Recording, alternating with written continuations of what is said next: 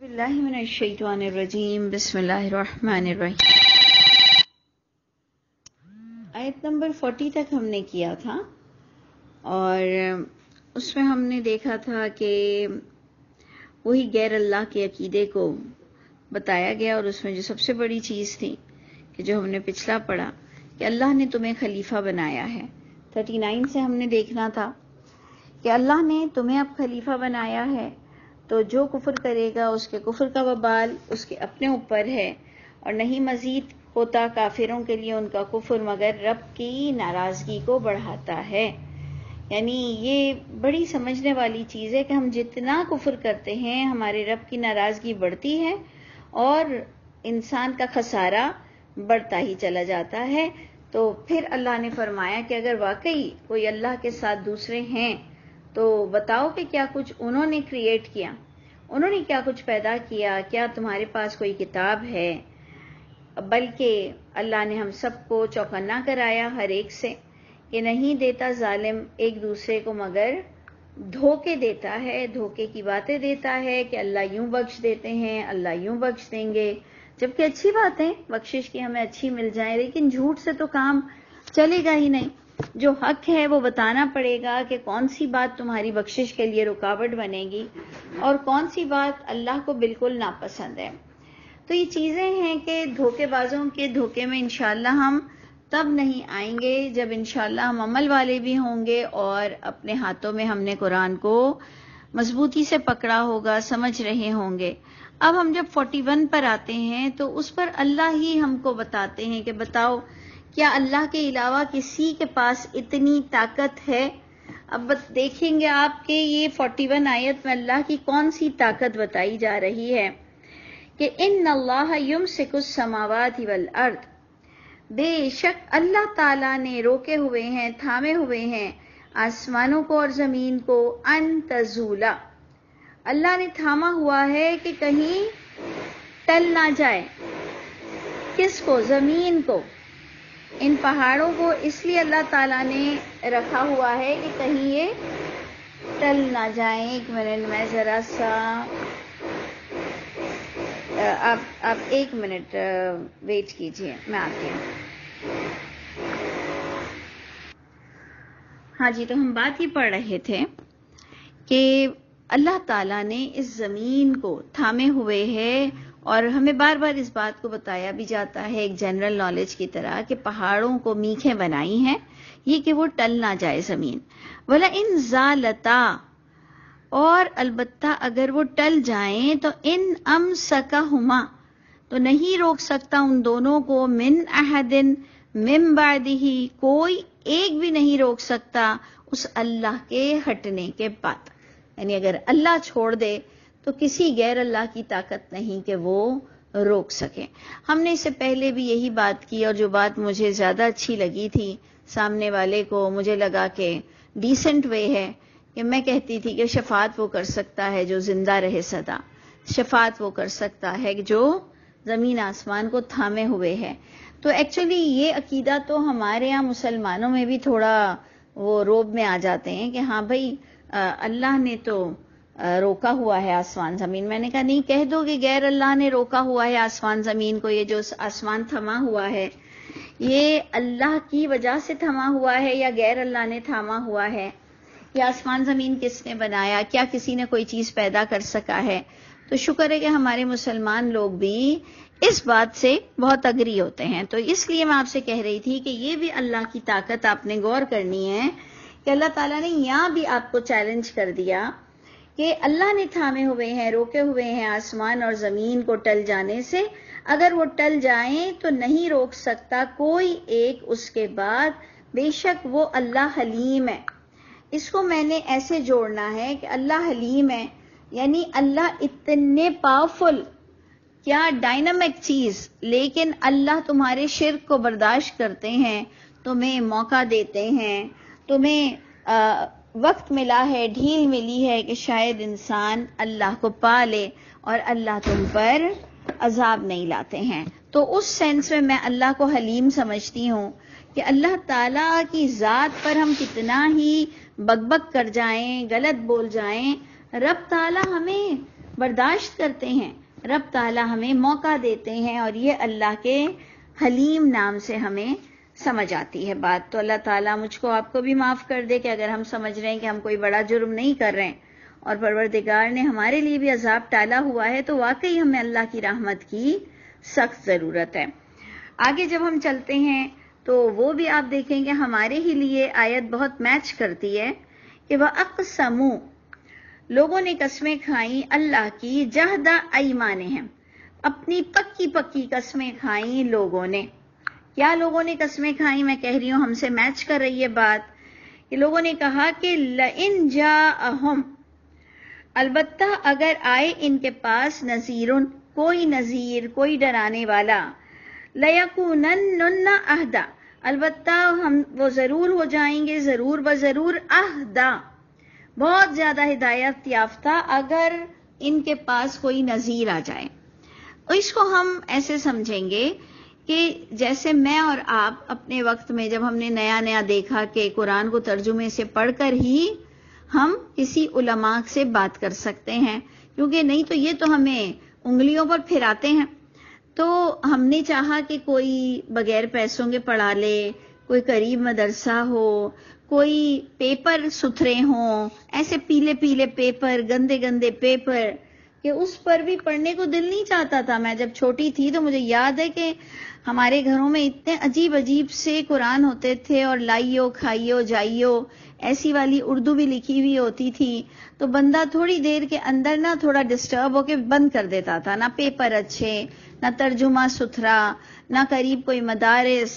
اللہ نے ساری دعا سن لی، اللہ نے ہماری ساری دعا سن لی. ہمیں فری کے مدرسے مل گئے، ہمیں تجوید، ترجمہ، گرامر، یعنی کیا چیز کی کمی رہ گئی. تو میں دیکھتی ہوں کہ یہاں پر بھی یہ آیت آئی کہ اس وقت بھی جب لوگ دیکھتے ہوں گے جہالت، بے حیائی، گناہ اور حق مارنا، تو لوگوں نے کہا کہ کاش ہمارے پاس کوئی ڈرانے والا آ جائے. قسمیں کھائیں، یہ اللہ بتا رہے ہیں، نہیں تو ہم کہتے کہ نہیں جی کسی کو کوئی جستجو نہیں تھی. لیکن یہاں تو بالکل اللہ کی بات نظر آ رہی ہے آیت نمبر 42 میں کہ اللہ بتا رہے ہیں کہ لوگ قسمیں کھاتے تھے اور اللہ کے ساتھ کھاتے تھے، پکی قسمیں کھاتے تھے کہ اگر کوئی ہمیں ڈرانے والا مل جائے، کوئی ہمیں اللہ کے بارے میں بتانے لگ جائے تو البتہ وہ ضرور بضرور بہت زیادہ ہدایت یافتہ ہو جائیں گے. من احد الامم، ہر امت، ہر ایک امت میں سے وہ سب سے زیادہ اچھے ہو جائیں گے. ہم بھی یہی کہتے تھے، میں یہی کہہ رہی ہوں، یہ آیت ہمارے ظرف پر بھی پوری اتر رہی ہے کہ واقعی ہم نے بھی یہی بات اللہ سے کی تھی. بلکہ آج بھی ہم کہتے ہیں اللہ پیسہ دے تو ہم یوں کر دیں، اللہ ایک دن کی بادشاہت دے دے تو یوں کر لیں، یوں فلاں. یہ سب اللہ نے ہمیں بہت کچھ دیا، بہت کچھ دیا، لیکن ہم بدعہدی ہمارے اندر سمائی ہوئی ہے. پھر ہمارے پاس ٹائم نہیں ہوتا ہے، پھر ہم موقع نہیں نکال سکتے، اور سب سے بڑھ کر تو اگر وہ ہمارے مسلک کا نہ ہو اور اگر وہ ہمارے باپ داداؤں کی باتوں کو اگری نہ کرتا ہو تو نہ ہم نے کبھی کسی نبی کی قدر کی ہے اور نہ ہی ہم نے ان ٹیچرز کی قدر کی ہے جو ہمارے اصولوں کے خلاف اگر کچھ بول رہے ہوں تو ہم پہلے ہی انہیں چیک اسی طرح کرتے ہیں. یعنی ہمیں اللہ کی کتاب کو چیک کرنا چاہیے، ہم ٹیچر کو چیک کرتے ہیں کہ اس کے کپڑے کیسے ہیں، یہ چھوٹے کپڑے تو نہیں پہنتی، یہ ٹائٹ کپڑے تو نہیں پہنتی، یہ یوں یہ یوں، بے شک کہ وہ باہر اتنا پردہ کرتی ہو. لیکن ہم ایک تو امپیکٹ کو بہت دیکھتے ہیں، آدمیوں کی داڑھی ہے کہ نہیں ہے، ٹائی ہے کہ نہیں ہے، سوٹ پہنتا ہے تو کیا پڑھائے گا قرآن. اس کے بعد ہم مسلک پر آ جاتے ہیں کہ اگر یہ میرے باپ داداؤں کا دین نہیں مانتا تو پھر یہ کیا مجھے پڑھائے گا. تو آپ دیکھ لیجئے کہ ہر دور میں لوگوں کو جستجو تھی، انہوں نے پکی قسمیں کھائیں، وہ بیزار ہو جاتے تھے. لیکن بس باپ داداؤں کی رواج اتنا ہمارے لیے امپریسو ہے کہ اللہ بتا رہے ہیں کہ انہوں نے کہا کہ ہم سدھر جائیں گے. اہدا من احد الامم، ہم زیادہ ہدایت یافتہ ہو جائیں گے تمام ایک امت سے. اللہ اب بتا رہے ہیں فلما جاءہم نذیر، پس جب اللہ نے ان کو دیکھا، ان کی باتیں اللہ نے سنی، اللہ نے ان کے پاس نذیر بھیجا. ما زادہم الا نفورا، نہیں مزید ہوئے وہ مگر نفرت میں اور مزید ہو گئے۔ سوچئے کہ یہ آپ پر اور مجھ پر بہت سوٹ کر رہی ہے یہ آیت لگ رہا ہے کہ ہم ہی سے خطاب کر رہی ہے کہ جب کبھی ہمارے خاندانوں میں جب ڈانس پارٹی ہوتی تھی تو بھی سب شریک ہوتے تھے، جب ختم شریف ہوتا تھا تو بھی سب شریک ہوتے تھے، جب گانوں کی محفلیں ہوتی تھی ناچ گانوں کی تب بھی سب شریک، اوٹ پٹانگ محفلوں میں بھی، اور جناب ٹی وی وی سی آر سب مل کر غلط چیزیں دیکھتے تھے، پھر اذان ہوتی تھی تو سب 2 منٹ کے لیے روک دیتے تھے، پھر اٹھ کر سب نماز پڑھتے تھے، پھر دوبارہ وی سی آر چلتا تھا، پھر سب مل کر پکچر دیکھتے تھے۔ تو یہ چیزیں ایسی ہیں کہ جب اللہ کی کتاب بیچ میں آ گئی اور ہم سب کہتے تھے ہم اللہ والے ہیں، کیونکہ ہم دیکھیں نا پکچریں دیکھتے ہوئے بھی ہم اذان پر ٹی وی بند کرتے تھے اور باقاعدہ وی سی آر کرائے پر آتا تھا، اور پھر باقاعدہ ہم نمازیں پڑھتے تھے، ہم ختم شریف، ہم 11ویں شریف، ہم غوث پاک کے ختم سب کرتے تھے اور گناہ بھی کرتے تھے۔ لیکن جب قرآن بیچ میں آ گیا تو جناب سب تتر بتر ہو گئے۔ جب قرآن کی بات بیچ میں ہونے لگی کہ ہم یہ غلط کرتے ہیں، ہمیں ایسا نہیں پڑھنا چاہیے، ہمیں ایسا نہیں دیکھنا چاہیے، شادیوں میں یہ محفلیں نہیں ہونی چاہیے، یہ ختم شریف میں یہ پڑھنا گناہ ہے، اس کے بعد سب جدا جدا ہو گئے، سب میں نفرتیں بڑھنے لگی، اتنی نفرتیں بڑھنے لگی کہ ایک فٹ پاتھ پر دوسرے فٹ پاتھ کو کوئی دیکھ لے تو ہیلو ہائی بھی نہیں کرتا تھا، کیونکہ مزید نفرتیں بڑھتی چلی گئیں۔ کس کے بعد؟ قرآن کے جاننے کے بعد۔ یہ آیت بھی مجھے سمجھ نہیں آتی تھی جب قرآن کہتا تھا کہ جب علم آ گیا تب تم اور جدا جدا ہو گئے، تب تم فرقے فرقے ہو گئے جب علم آ گیا۔ تو میں سوچتی تھی کہ علم آنے کے بعد تو فرقے فرقے نہیں ہو سکتے، علم آنے کے بعد تو سب ایک ہو جاتے ہیں، لیکن پتہ یہ چلا کہ واقعی علم آنے کے بعد ہی بندہ فرقہ فرقہ ہو جاتا ہے کہ نہیں جی میرے تو بزرگ منع نہیں کر رہے ہیں، میرے پیر صاحب تو منع نہیں کر رہے ہیں، میرے مولوی تو اس کی تائید کر رہے ہیں۔ تو انسان علم آنے کے بعد نفرتوں میں اور جدائی میں اور بڑھ جاتا ہے۔ دیکھ لیجئے بالکل وہی چیز کو اللہ نے ہمارے آگے رکھ دی۔ آیت نمبر 42 سے دیکھیے دوبارہ کہ انہوں نے قسمیں کھائیں، اپنی پکی قسمیں، کہ اگر کوئی نذیر آ جائے تو وہ بہت زیادہ ہدایت یافتہ ہو جائیں گے دوسری امتوں میں سے بھی، لیکن جب آ گیا نذیر تو نہیں وہ مزید ہوئے مگر نفرتوں میں اور مزید ہو گئے۔ اور یہ نفرت کو اور اللہ الیبریٹ کر رہے ہیں کہ استکبارا، تکبر آ گیا کہ جو تم بولو گی تو اس پر میں کیا چلوں گا، یہ 8 دن کی آئی ہوئی اس کے بولنے پر چلیں گے، یہ فلاں جو بتا رہا ہے اس کے بولنے پر چلیں گے، تو کیا ہمارے جو اتنے سالوں سے ہمارے علماء کہہ رہے ہیں تو کیا ہم ان کو نہ مانیں؟ یعنی تکبر استکبارن فی الارض، یہ اس کی وجہ یہ تھی کہ ان کے اندر تکبر تھا زمین میں، ومکر السیئ، اور بہت بری بری انہوں نے منہ بند کرنے کے لیے چالیں بھی چلی۔ اس پر بھی اللہ تعالیٰ ہم کو آپ کو تسلی دے رہے ہیں کہ ایک تو ہم سب کو چال باز خود نہیں ہونا چاہیے، دوسرا یہ کہ اللہ ہمیں حق کا ساتھ دینے والا بنائے، تیسرا یہ کہ اللہ نے ہمیں خوشخبری دی کہ بری چالیں چلنے والے کے لیے نہیں پڑتی ہیں بری چالیں، مگر اس کے اپنے اہل پر ہی، اپنے پر ہی بری چال کا وبال پڑتا ہے۔ جو ہم کہتے ہیں کہ جو گڑھا کھودتا ہے وہ اسی میں گرتا ہے، لیکن ہم دنیا حاصل کرنے کے لیے دوسرے کی چالوں کو فیس کرتے ہیں، ہمیں دنیا حاصل کرنے کے لیے ہم طرح طرح کی دشمنی فیس کرتے ہیں، لیکن جہاں دین کی بات آئی اور پتہ چلا مار دیں گے، جہاں پتہ چلا مدرسے بند کر دیں گے، جہاں پتہ چلا آپ کو نقصان دیں گے، تو بس اللہ کے معاملے میں ہم بہت جلدی ڈر جاتے ہیں۔ تو اس لیے اللہ تعالیٰ دیکھ لیں آپ کو اور مجھ کو ایک کتنا انکریج کر رہے ہیں کہ نہیں بری چالوں کا وبال مگر اس کے کرنے والے پر ہے۔ اور اب جب انہوں نے قسمیں کھائی تھیں کہ کوئی نذیر آ جائے، تو اب جب نذیر آ جاتا ہے، جب اللہ کی کتاب کھل جاتی ہے اور اس کے بعد بھی بندہ جب نہیں مانتا ہے تو یہ دیکھیں سینٹنس آتا ہے، اسٹیٹمنٹ، کہ اب کیا وہ منتظر ہیں؟ کچھ جگہوں پر تو قرآن میں آتا ہے کہ کیا اللہ کے اترنے کا انتظار کرو گے؟ نذیر آ گیا، قرآن نے کھول کھول کر آپ کو باتیں بتا دیں، اس کے بعد بھی اگر آپ سیٹسفائی نہیں ہو تو کیا اب اللہ صاحبانوں سے نیچے اترے یا اب تم اللہ کے عذاب کا انتظار کر رہے ہو؟ تو یہ چیز بہت ہی بڑی ہے کہ ہمارے پیرنٹس بھی بیچارے ڈرتے ہیں، ہماری والدہ بھی ڈرتی ہیں کہ بھائی تم صحیح بول رہی ہو، یہ سب صحیح ہے. تو ہم کہتے ہیں آپ خود بھی تو قرآن پڑھتے ہیں نا، آپ کو کیا لگتا ہے؟ کہا لگتا تو وہی ہے صحیح کہ اللہ کے علاوہ کوئی نہیں. تم نے کہا پھر ڈرتے کیوں ہو؟ ڈرتے اس لیے ہے کہ کوئی بھی ساتھ نہیں دے رہا، ڈرتے اس لیے ہے کہ پھر کوئی مان کیوں نہیں رہا ہے. تو پھر کیا انتظار کرو گے؟ اللہ کے اترنے کا انتظار کرو گے کہ اللہ آپ سے شیک ہینڈ کریں، اللہ آپ کو کہے ہاں جی جو تم قرآن پڑھ رہے ہو وہ بالکل صحیح ہے، میں گواہی کے لیے اترا ہوں نیچے؟ ایسا نہیں ہو سکتا، ایسا نہیں ہو سکتا ہے. آپ کو ایمان رکھنا پڑے گا. پھر آپ قرآن کی اتنی عزت کیوں کرتے ہیں؟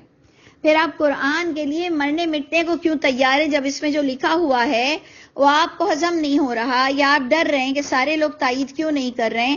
تو ایسا نہیں ہو سکتا. سب کی تائید میں اگر آپ رہیں گے تو ایٹ لاسٹ ہم قبر کا چہرہ دیکھ لیں گے، ہم خود قبر کے اندر اس کی زیارت کر لیں گے. تو اس لیے بڑا پیارا اسٹائل ہے اللہ کا کہ اتنا سب کچھ جاننے کے بعد اتنا نذیر آ گیا، بس کیا وہ منتظر ہیں الا سنت الاولین، مگر کیا یہ چاہ رہے ہیں کہ وہی اللہ کی پرانی سنت آ جائے، یعنی عذاب آ جائے، یعنی اللہ تمہیں پکڑ لے. تو سنو کہ اللہ بھی ایک وقت مقرر کے بعد جو عذاب لاتے ہیں وہ ٹل نہیں سکتا. فلن تجد لسنت اللہ تبدیلا، ہرگز نہیں تم پاؤ گے اللہ کی سنت میں کوئی تبدیلی، اور ہرگز نہیں تم پاؤ گے اللہ کی سنت میں کوئی تحویل. یعنی تحویل، تبدیل، بالکل ایک ہم کہتے ہیں نا تھن لائن، کچھ بھی اس کا کوئی خاص ڈفرینٹ نہیں ہوتا، کھسکنا اور تبدیل ہونے والی بات ہے. یعنی امپاسبل ہے کہ تم بچ جاؤ. اگر تم نے برا کیا ہے تو اس کا وبال تم پر آئے گا، اللہ کا عذاب آ جائے گا. اللہ مجھ پر اور آپ پر رحم فرمائے اور ڈھیل کے دنوں میں ہمیں سدھرنے والا بنا دے. تو یہ چند آخری آیتیں ہیں سورہ فاطر کی جس پر اللہ تعالیٰ ہمیں پھر عقلی دلیل دے رہے ہیں، بصیرت پر بلا رہے ہیں.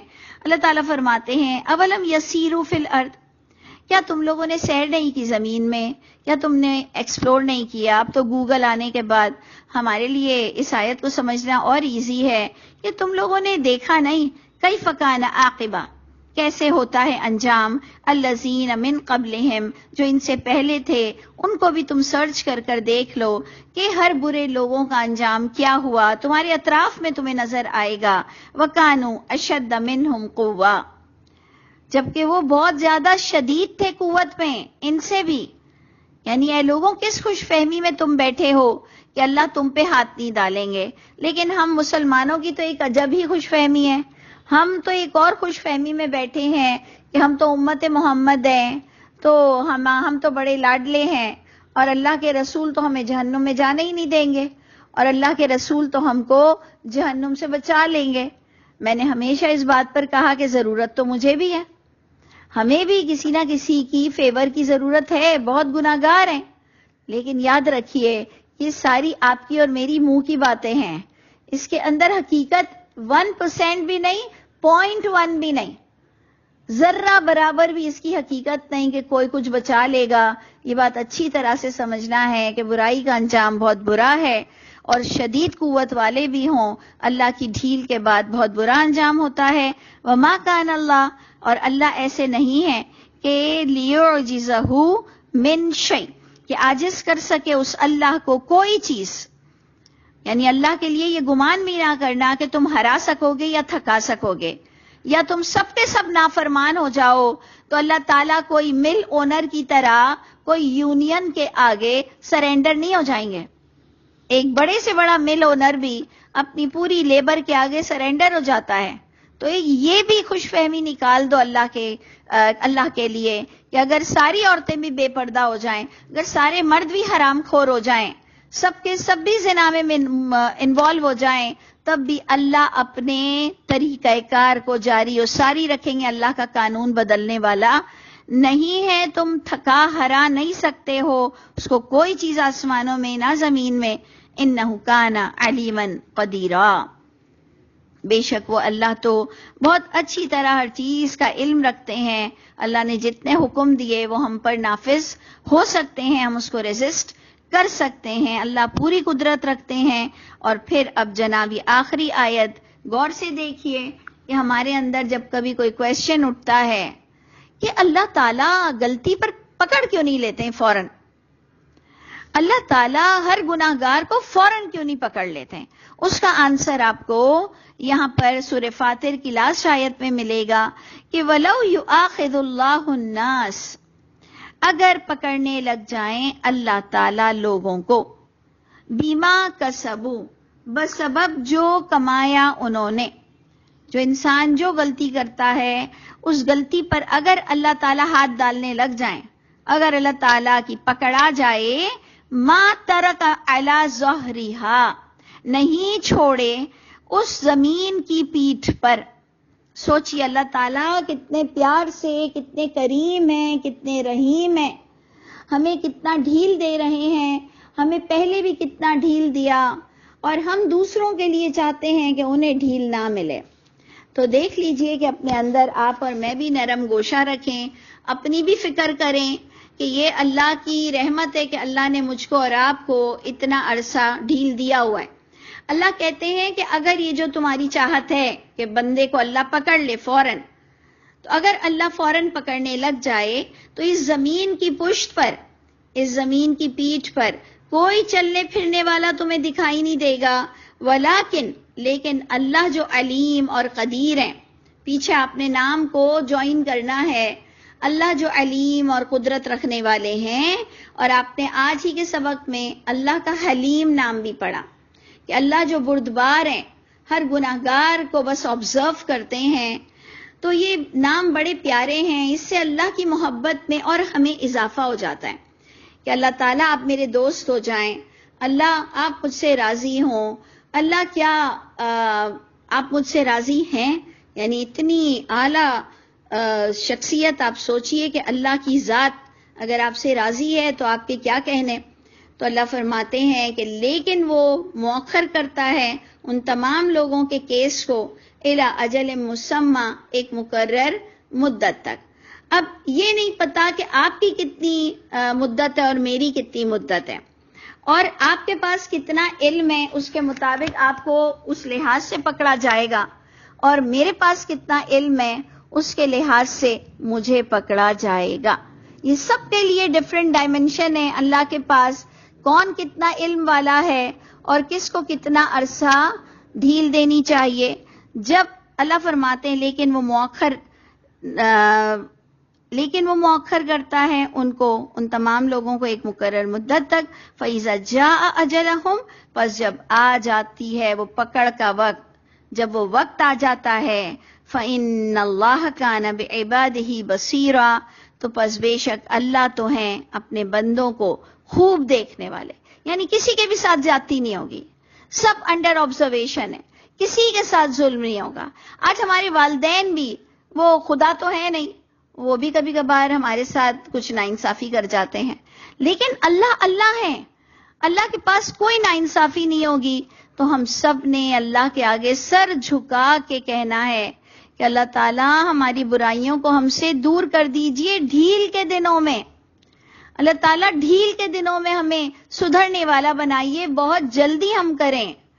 یتوبون من قریب, اللہ تعالیٰ چاہتے ہیں تم توبہ کرو بہت قریب سے, جلدی سے, پینڈنگ مت کرو, ضدی مت بنو, اکڑو مت کہ میں کوئی اتنا برا نہیں, میں نے کوئی اتنا بڑا گناہ نہیں کیا, بلکہ آپ کو اور مجھ کو اللہ تعالیٰ ہر پل یہی سوچ عطا فرمائے کہ ہم بہت برے ہیں دوسروں سے, دوسرے بہت اچھے ہیں ہم سے, اور اللہ تعالیٰ ہمیں حق ماننے والا نہ بنائے. پروردگار ہم سب کے حامی و ناصر ہوں.